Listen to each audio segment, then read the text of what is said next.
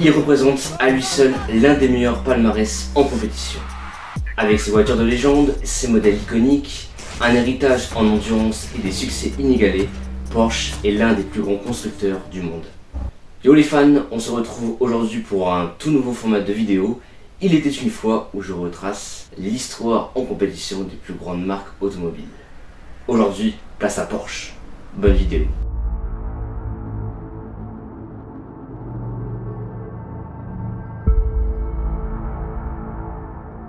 Bon, comme vous le savez tous, je suis passionné de sport automobile, pas d'automobile, mais comme pour toutes les marques automobiles, un rappel de l'histoire s'impose en revenant au contexte. L'entreprise Porsche est née en 1931 et a été fondée par Ferdinand Porsche. Alors, Ferdinand Porsche, c'est qui? C'est un ingénieur né en 1875 à Vratislavice, en Bohême. Donc à l'époque, c'est l'Empire austro-hongrois. Aujourd'hui, c'est l'équivalent de la Tchéquie. Et très tôt, Ferdinand Porsche s'intéresse à l'électrification. Donc c'est un domaine qui va lui permettre d'intégrer très tôt l'entreprise Eger, puis la manufacture Jacob Lohner & Co. Une entreprise qui commercialise donc des autocars et des véhicules. Avec Ludwig Lohner, Porsche construit sa toute première voiture au monde, qui sera baptisée Eger Lohner en Phaéton C2. Et cette voiture sera présentée lors de l'exposition universelle de Paris en 1900. Donc voilà, cette voiture pèse 1,8 tonnes et peut rouler à une vitesse de 34 km/h. Donc voilà, pour l'époque, c'est révolutionnaire, naturellement, même si sur coup on peut penser y voir de plus près qu'on a plus l'impression de voir une charrette tirée par des chevaux. Mais à l'époque, c'est assez révolutionnaire et assez incroyable. Par la suite, ce premier véhicule va configurer les tout prochains modèles de Porsche qui va s'attaquer à un véhicule hybride, donc qui va combiner moteur roue électrique et moteur à essence.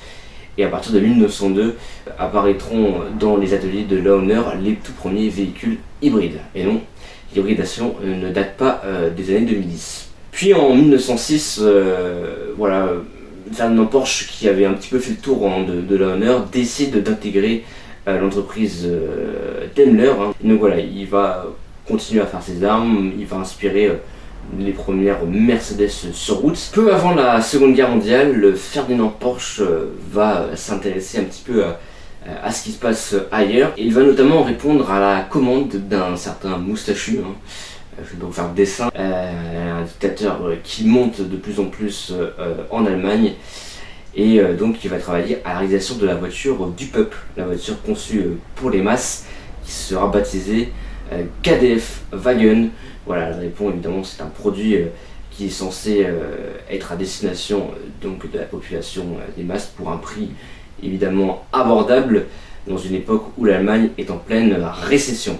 Voilà, mais la fameuse KDF Wagen, donc Volkswagen Coccinelle, on va l'appeler comme ça, Coccinelle après-guerre, donc ne connaîtra donc réellement son apogée qu'après la Seconde Guerre mondiale. Voilà. Donc il faut savoir que cette fameuse voiture qu'on retrouve aujourd'hui sur nos routes est à la base finalement le fruit du travail de Ferdinand Porsche.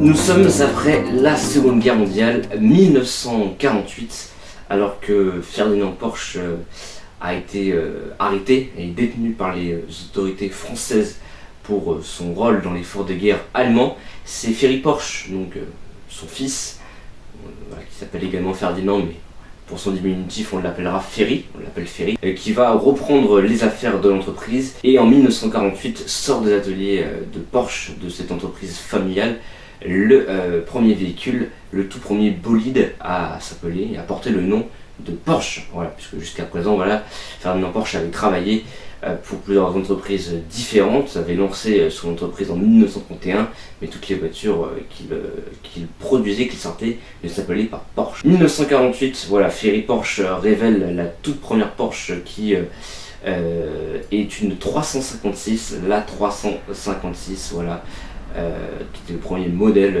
commercialisé. Et donc voilà, on est à la fin des années 40, début des années 50. Ferdinand a toujours voulu une chose, que Porsche voilà, s'engage en compétition. C'était un désir qu'il convoitait tant. Voilà, il était désireux de s'engager sur les circuits. Ce sera chose faite dès l'année 1951. En 1951, alors que Ferdinand vient de mourir quelques temps auparavant, Porsche se lance à l'assaut du circuit de la Sarthe et des 24 heures du Mans. Voilà, 1951, comme vous le savez maintenant, et je vous renvoie aux premières vidéos que j'ai pu faire l'année dernière, il y a différents types de catégories aux 24 heures du Mans, et Porsche s'engage dans les catégories qu'on appelle à l'époque les catégories des petites cylindrées, et Porsche va y remporter de nombreuses victoires. 1951, voilà, donc première victoire de catégorie pour la 356 SL, voilà, c'est une voiture dérivée du modèle de route, et donc la 356 SL fait sa première apparition dans la Sarthe en 1951 et remporte la classe des 1 litre 1, donc catégorie, donc classe des moins de 1100 cm3. Victoire dans la classe pour Edmond Mouche et Auguste Veuillet, qui prennent également la 20e place au classement général. Rebelote en 1952 où le même équipage remporte sa classe donc de petite cylindrée, et cette fois en 1953 Porsche engage une toute nouvelle voiture qui va elle également connaître le succès, la 550, qu'on appellera également certains modèles la 550 ou 550 Spider. Voilà, Porsche engage cette voiture en 1953 et c'est une nouvelle victoire de classe, sachant que cette voiture mythique, la 550, connaîtra les succès un peu partout en Europe, que ce soit aux 24 heures du Mans, que ce soit au Mille Miglia, une célèbre course d'endurance italienne, ou à la Targa Florio, une course qui était disputée en Sicile, ou encore à la Carrera Panamericana. Donc voilà, succès total pour cette voiture qui sera commercialisée sur route à 90 exemplaires. Voilà, on arrive au milieu des années 50, 1958. Enfin, on trouve la trace d'une Porsche sur le podium général des 24 heures du Mans grâce à la toute nouvelle voiture. C'est une 718 RSK pilotée par Hans Hermann et Jean Berra, qui prennent donc le 3e strapontin derrière Ferrari. Si Porsche se concentre dans les années 1950 et au début des années 1960 sur des victoires de classe, des victoires de petite cylindrée, la stratégie change radicalement au milieu des années 60. Ferry Porsche veut que sa marque l'emporte au général des 24 heures du Mans, veut remporter le Graal absolu. Voilà, si on fait de la compétition, c'est aussi pour gagner des courses au général, et quoi de mieux que s'offrir une victoire, tout simplement la première place au scratch. C'est ce que Porsche veut le plus au monde. Entre temps, Porsche s'intéresse aussi à ses modèles de série, et pour remplacer sa vieillissante 356, Porsche décide de révolutionner ses voitures. Il va proposer un modèle que tout le monde connaît aujourd'hui, c'est le modèle le plus iconique de la marque, la fameuse 911. Alors, ici à l'écran je vous montre une 911 Turbo, mais les caractéristiques ne sont pas totalement différentes. Il faut savoir que la 911 grosso modo développe un 6 cylindres à plat de 2 litres avec un moteur arrière, moteur propulsion, frein à disque. Voilà, tout ce qui fait les caractéristiques de cette 911, qu'il faut savoir n'aurait jamais dû s'appeler en 911 en réalité. Porsche, lorsque l'entreprise décide de fabriquer et de commercialiser cette voiture, à la base Porsche a imaginé appeler cette voiture la 901, mais Peugeot à l'époque commercialise déjà des voitures avec un 0 au milieu. Donc la délégation de Peugeot va gentiment demander aux dirigeants de Porsche de changer de nom de modèle. On veut pas. Porsche n'aura pas le droit de commercialiser des voitures avec des zéros au milieu. Et tant pis, la 901 deviendra la 911. Voilà pour les modèles de série. En compétition, c'est Ferdinand Piëch, qui est le petit-fils de Ferdinand Porsche, qui prend les rênes du département compétition à la fin des années 1960. Et pour s'imposer au général, Porsche va décider de créer une toute nouvelle voiture qui deviendra une machine de guerre, la fameuse 917.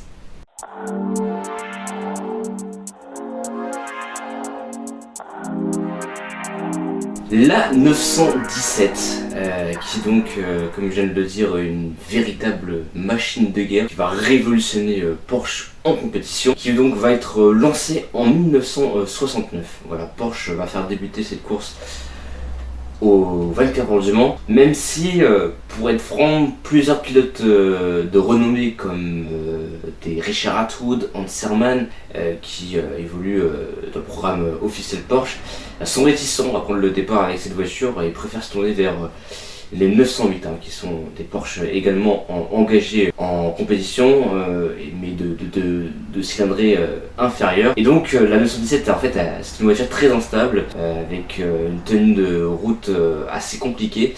La plupart des pilotes officiels s'en rendent compte, mais au départ de l'édition 69, Porsche engage tout de même plusieurs 917 qui abandonneront toutes, dont celle du pilote privé britannique John Wolfe à l'issue du premier tour. Le pilote britannique commet une erreur, la voiture bascule dans l'herbe et est percutée de plein fouet par la Ferrari de Chris Amon. Voilà, résultat, les deux voitures s'embrasent et John Wolfe trouve la mort lors de cette édition 1969. Édition qui avait vu d'ailleurs au départ le pilote belge Jack Hicks, 6 fois vainqueur des 24 heures du Mans, prendre le départ en marchant à pied. Parce qu'à l'époque, le départ des 24 heures du Mans se fait encore en épi. Les pilotes doivent courir vers leur voiture et prendre leur départ avec donc leur voiture garée en épi.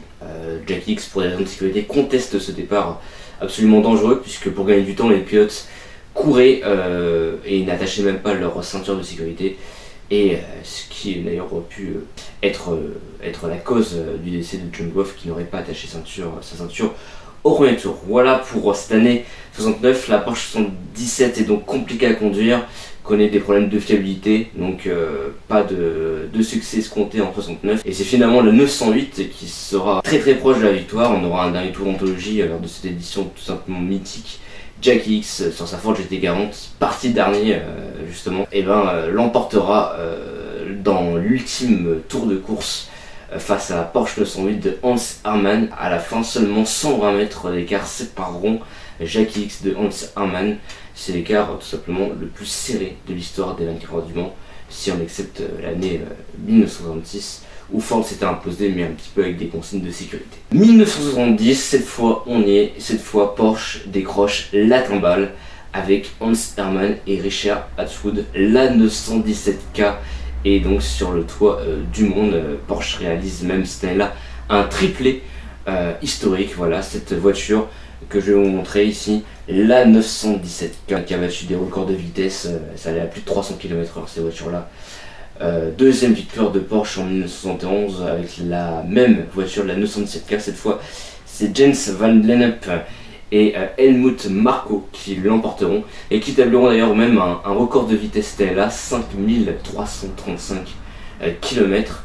Record qui sera battu par Mike Rockenfeller, Timo Bernhard et Romain Dumas sur leur Audi R15 TDI en 2010. La 917 est donc la reine des 24 heures du Mans. Il faut savoir que cette voiture développe un 12 cylindres à plat et a une capacité de 600 chevaux. Cette voiture va ensuite, après 1971, aller aux États-Unis où elle remportera d'autres victoires dans le championnat, notamment Can-Am, championnat américain, puisque l'ACO décide, après l'édition 71, de faire disparaître le groupe 5. C'était un groupe de prototypes, si vous voulez, où les voitures qui faisaient partie de ce groupe-là étaient les voitures les plus puissantes. C'était l'équivalent un petit peu des hypercars aujourd'hui.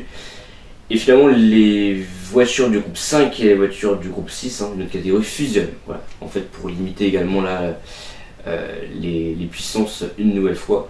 Porsche déserte les grilles avec sa 917, voilà, puisque Porsche continuera à aller au du Mans, mais la 917 en tout cas ne l'emportera plus au général des 24 heures du Mans. Et c'est Matra qu'on va retrouver sur le toit du monde en 72, 73 et 74. Triple victoire du constructeur français Matra, avant qu'en 75 ce soit Mirage qui l'emporte au général. Entre temps en 74, Porsche continue de rafler les victoires de catégorie, des victoires avec la 911 qui est dans les catégories GT, et Porsche va développer une nouvelle technologie, le turbo, la Carrera RSR Turbo, qui va être développée à partir de 74, voilà, sur notamment les 911. Et Porsche va continuer de se produire un petit peu partout sur les circuits du monde, sur les circuits européens et remporter les victoires de prestige. Mais au vainqueur du Mans, il faudra attendre 5 ans, entre 71 et 76, pour voir de nouveau Porsche décrocher la timbale. Cette fois en 1976, c'est une victoire d'une toute nouvelle voiture, la 936. La 936, justement, en 1976, l'emporte et va même s'imposer en championnat du monde des voitures de sport, donc le WSC.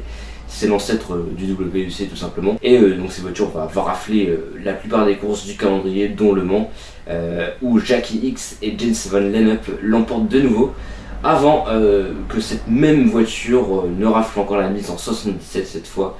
C'est Jackie X accompagné de Hurley Haywood et Jürgen Barth qui l'emportent au général. 1978, Renault Alpine l'emporte grâce à Didier Pironi et Jean-Pierre Jousseau, avant que Porsche ne reprenne sa revanche en 79 cette fois avec la vieille 935, la 935 du Kremer Racing. Voilà, à la fin des années 70, Porsche a réussi l'exploit de s'imposer à 5 reprises grâce d'abord à la 917K, puis grâce à ses 936 et enfin la 935 en 79, mais ce n'est rien comparé à la période dorée que le constructeur de Stuttgart s'apprête à vivre à l'orée des années 80.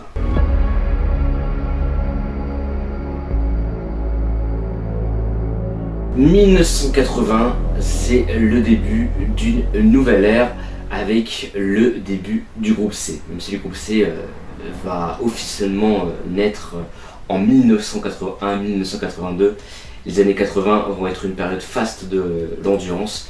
Et à l'époque, gagner en endurance est aussi prestigieux que de gagner en Formule 1, puisque voilà, beaucoup de constructeurs s'engagent, et bien que les courses soient assez longues, il y a une telle diversité dans les constructeurs et dans l'architecture des moteurs que s'imposer en endurance est quelque chose d'assez prestigieux. Voilà, ça l'est toujours aujourd'hui, mais c'est vrai qu'à l'époque du groupe C, on sent qu'il y a une dynamique qui se met en place et que la bataille fait rage. Mais même si Porsche est bien seul dans le début des années 80.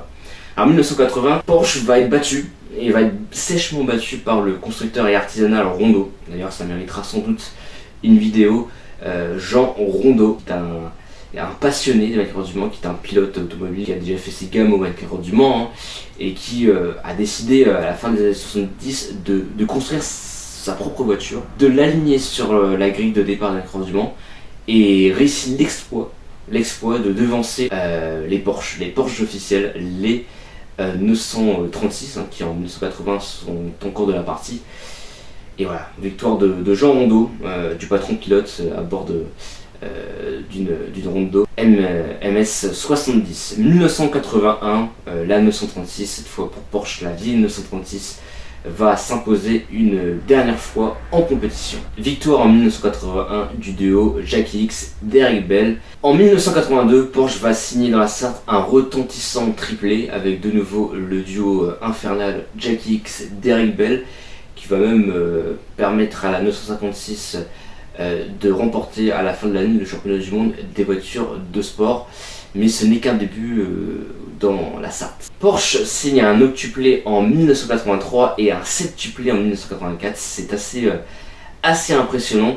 Et même s'il n'y a pas que des Porsche sur la grille, même s'il y en a en grande quantité, ni les Lancia qui viennent de s'engager en championnat du monde des voitures de sport, ni Lola ne sont capables de rivaliser face au constructeur allemand qui dégomme tout sur son passage.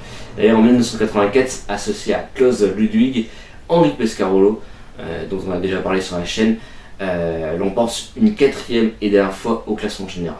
Nouvelle victoire des Porsche en 1985, 1986 et 1987. Voilà pour le succès et la domination de Porsche, puisqu'à partir de 1988, la donne change considérablement. Après un duel au sommet avec Jaguar qui vient de revenir notamment en endurance, c'est le team britannique qui l'emporte, et Jaguar, grâce à Yann Lammers, Andy Wallace et Johnny Dumfries, offrent à Jaguar leur 6e victoire dans la Sarthe en 1988. Porsche en 1988 ne peut faire mieux que 2e au classement général. 1989, c'est Sauber Mercedes qui réussit à faire le doublé en 1989. Et c'est Jaguar qui reprend de nouveau la couronne en 1990. en 1989 et 1990, les Porsche 962 qui sont en fin de carrière ne peuvent faire mieux que 3e au classement général. À la fin des années 1980, on peut dresser un bilan plutôt élogieux de Porsche, puisque la marque de Stuttgart s'est imposée à 7 reprises, 7 fois consécutivement entre 1981 et 1987, détenant d'ailleurs à ce jour le record de victoires consécutives au Mans, 7, et devient également à la fin des années 80 le constructeur le plus titré avec 12 victoires, devançant ainsi Ferrari et ses 9 succès. Mais les années 80, ce n'est pas que le succès en endurance, puisque Porsche va également s'engager en Formule 1 en tant que motoriste. McLaren, début des années 80, veut retrouver la lumière en championnat du monde de Formule 1 et décide à Porsche de travailler sur le bloc moteur. Et Porsche va développer avec TAG un moteur capable tout simplement de rivaliser et de devancer la concurrence, si bien que le moteur Porsche va vite s'avérer être le plus performant et le plus puissant de la grille en Formule 1. McLaren va remporter 3 titres pilotes, d'abord en 1984 avec Niki Lauda, puis en 1985 et 1986 avec Alain Prost. 3 titres pilotes pour McLaren et 2 titres constructeurs pour l'entité britannique associée à Porsche en 1985 et 1986. Une nouvelle réglementation pousse Porsche à déserter la grille en Formule 1 en tant que bloc motoriste à la fin de l'année 1987, mais le résultat reste une collaboration fructueuse avec McLaren. D'ailleurs, si vous vous intéressez à l'histoire de Porsche en Formule 1, sachez que le constructeur allemand s'y est déjà engagé en tant qu'écurie officielle à la fin des années 50 et au début des années 60. Mais voilà, Porsche ne connaîtra jamais de véritable succès, même si on note quand même la victoire d'une Porsche 804 en 1962. Dan Gurney permet à Porsche de signer la victoire au Grand Prix de France. Ce sera la seule du constructeur allemand en Formule 1 en tant qu'écurie officielle. Les années 80, c'est aussi des victoires dans le monde du rallye. Porsche participera plusieurs fois au rallye Dakar, l'emportera avec sa 911, puis l'emportera avec sa toute nouvelle 959 en 1986. Voilà, des succès en rallye, des succès en endurance à foison et des succès en tant que motoriste en Formule 1. À la fin des années 1980, la réputation de Porsche n'est plus à faire.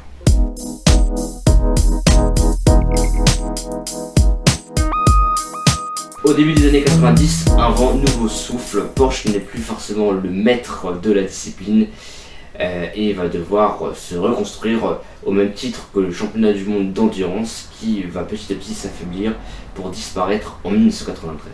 Vous désirez connaître la suite de l'histoire Porsche, et bien je vous invite à suivre la partie 2, voilà, que ce sera dans une prochaine vidéo qui permettra évidemment de retracer le mythe qu'est Porsche. Voilà, si cette vidéo vous a plu, n'hésitez pas à la commenter, n'hésitez pas à mettre des pouces et à la partager. Et voilà, on se retrouve prochainement pour la suite de l'histoire Porsche dans une toute prochaine vidéo. Ciao ciao les fans.